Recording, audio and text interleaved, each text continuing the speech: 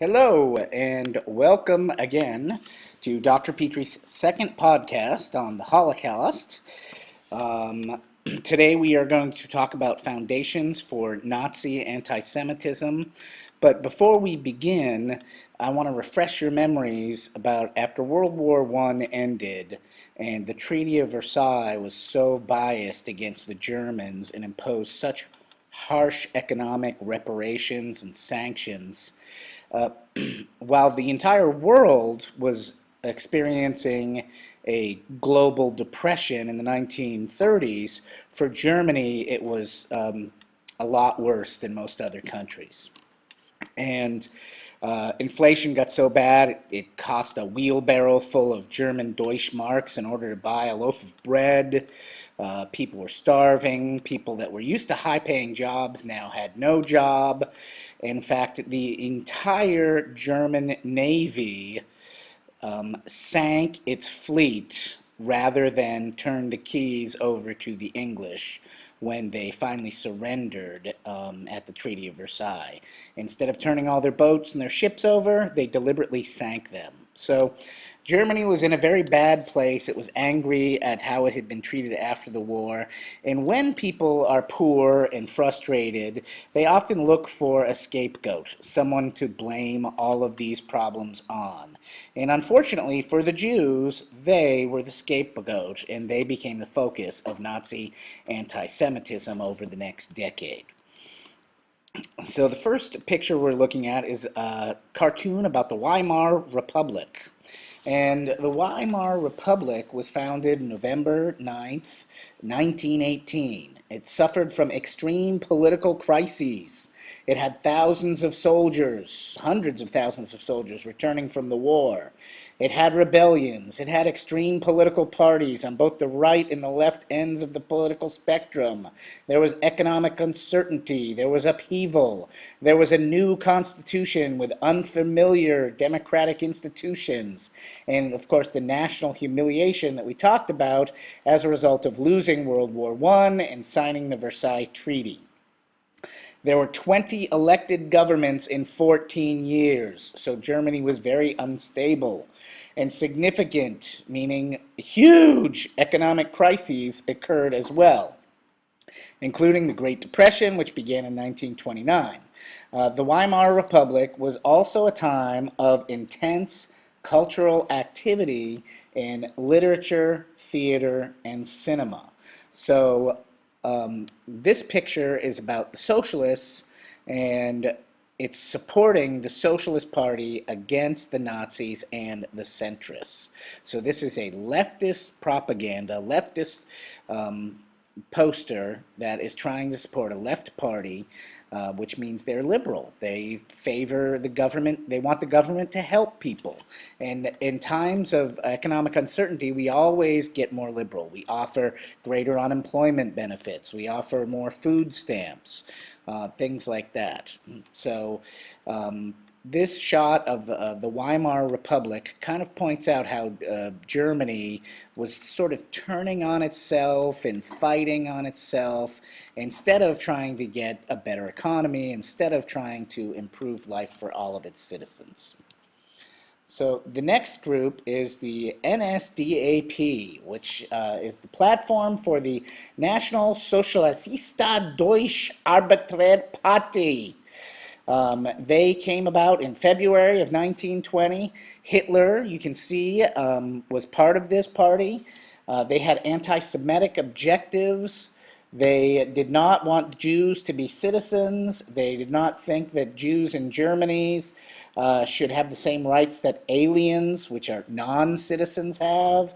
They thought there should be no right to vote for Jews, there should be no Jewish immigration, and Jews should not be able to own or edit newspapers.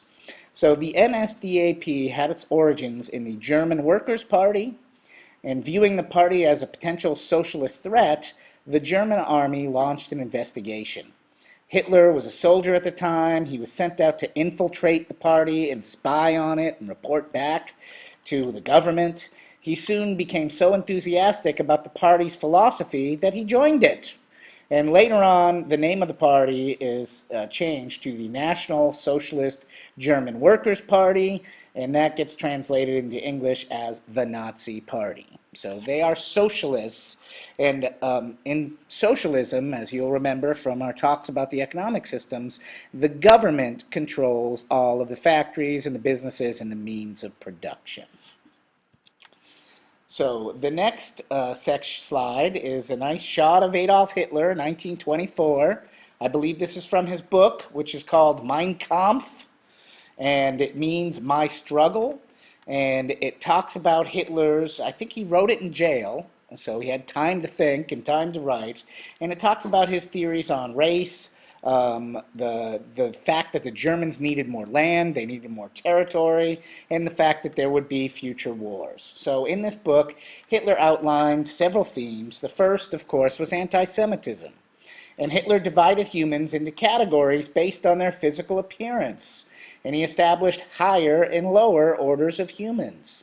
He claimed the Germanic type, or Aryan race, with fair skin and blonde hair and blue eyes, is the superior form of human and constitutes the master race.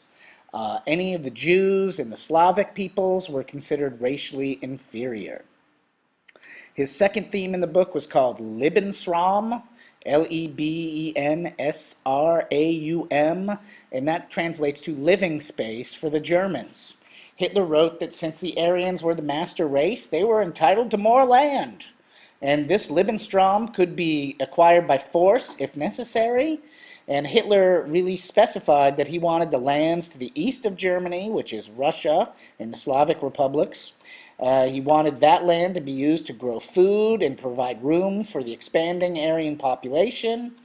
And the Slavic people who lived there were to simply be removed, eliminated, or enslaved. And Hitler believed he needed to go to war. War was the only way you could acquire this land. But also there was a growing fear that the Germans had to go to war against France to avenge the losses they experienced after World War I, where they fought over the Alsace-Lorraine region of France. So it's thought that Hitler was influenced by some earlier writings known as the Protocols of the Elders of Zion. The author alleged that a Jewish conspiracy planned to take over the world, and these transcripts were supposedly from a meeting that was held by rabbis, where the rabbis laid out a plan for Jewish domination.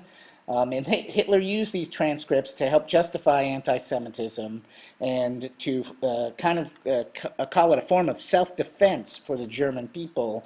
And later on, it turns out that the Protocols of the Elders of Zion were faked. They were forgeries. Someone made them up. They weren't true. So, next, the Nazi Party defines Jewish people as a race. So, and they're using a 19th century theory of race. The Nazis saw Jews as a race of people, not a religion. They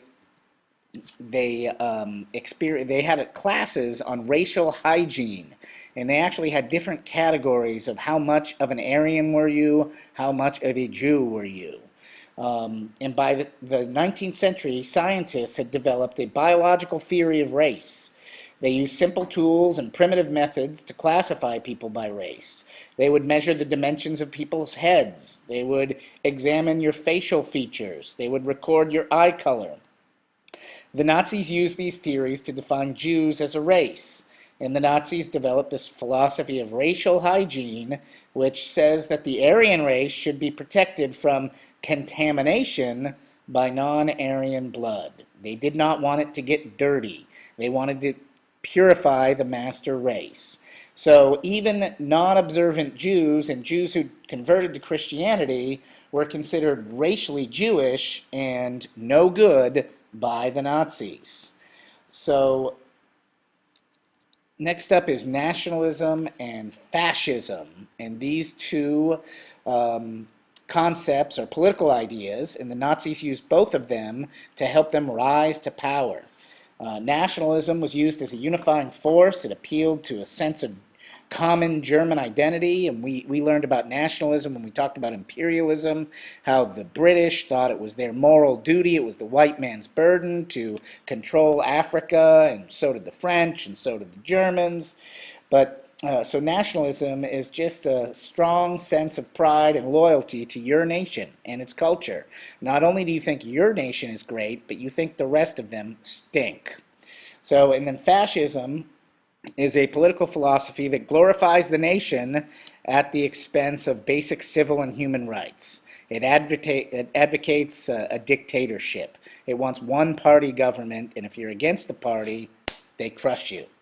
So, and that is Adolf Hitler and Benito Mussolini, who's the prime minister of Italy, pictured in this photo. The Nazis used fascist techniques such as propaganda, intimidation, and terror. And once they controlled the government, they established their own dictatorship, a one-party government. And they used that government and that power to bring about a racially and culturally pure state. And by pure, we mean 100% Aryan.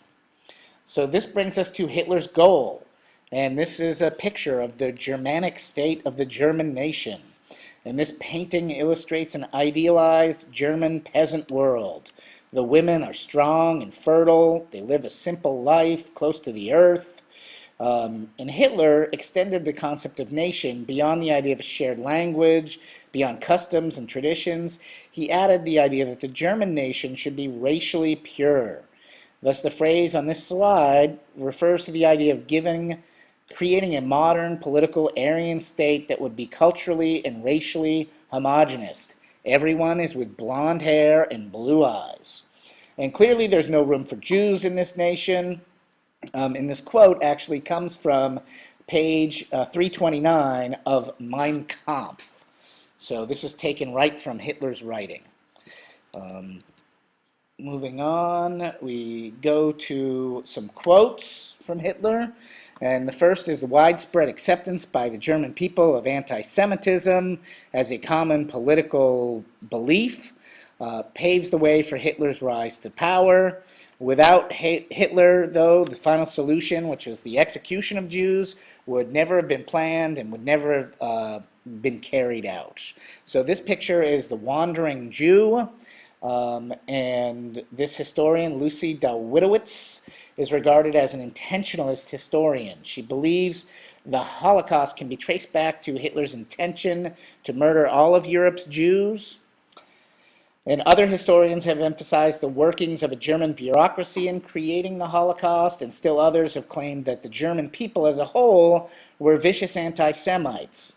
More recently, historians have accepted that both Hitler's goals and the organization of the German police state were important factors in creating the Holocaust. And the fact that anti-Semitism had flourished in Europe for hundreds of years before the Holocaust is also seen as a contributing factor. So these pictures, like the Wandering Jew, that depict Jewish people in a bad light, are what helped the Nazi win political power. So here we have, by the end of 1932, Germany is entering a period of economic recovery, and the Nazi Party is actually losing power. It's declining in national elections. And so in the election of that year, the Nazis win only 196 of 572 Congress seats, or it's called the Reichtag, which is their legislature in Germany. So they only have 33%. They have a minority. They lose. They go from 230 seats down to 196 from the previous elections. And the president of Germany, President Hindenburg, agrees to appoint Hitler chancellor in order to build an anti-communist coalition. So Hitler becomes chancellor, and then there's a big controversy over this fire that gets started in the Reichtag, which is the German Congress. And this happens in February of 1933, and it was started by a Dutch anarchist, and there were considerable questions and conspiracy theories that van der Lubbe acted alone, or did he do it as part of something? Regardless of who did it, the Nazis used this fire as an excuse to expand their power. And these measures are, when the Nazis use this Reichstag fire, what they do is they they declare it a national emergency, they suspend a lot of constitutional rights, like freedom of speech, freedom of the press, freedom of search and seizure, and these measures pave the way for the Enabling Act, which we will talk about in our next lecture. Thank you for listening.